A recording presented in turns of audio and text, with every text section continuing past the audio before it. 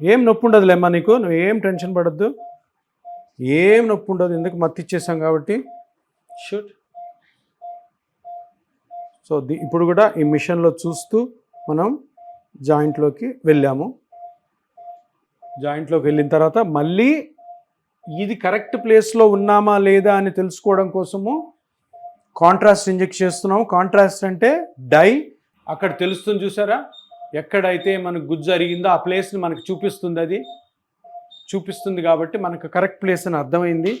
ఇప్పుడు మిగిలిన ఈ పిఆర్పిని ఈ కుడి జాయింట్లోకి వదులుతున్నాను. ఈ రోజు నుంచి కూడా సామ్రాజ్యం గారికి గుజ్జు పెరగడం మొదలవుతుంది. దీని తర్వాత ఇంకొక 2 సిట్టింగ్స్ ఉంటాయి ఈవిడికి.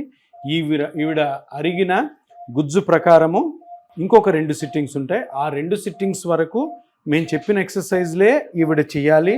చేస్తూ మేము చెప్పిన యాక్టివిటీస్ ఏవైతే వద్దంటామో ఆ యాక్టివిటీస్ని ఆపాలి, ఏవైతే ఎక్కువ చేయమంటామో అవి చేయాలా, కరెక్ట్గా ఉండాలి. మళ్ళీ 15 రోజుల నుంచి 20 రోజుల మధ్యలో మీరు ఎప్పుడైనా వచ్చి 3వ ఇంజెక్షన్ తీసుకోలేదు.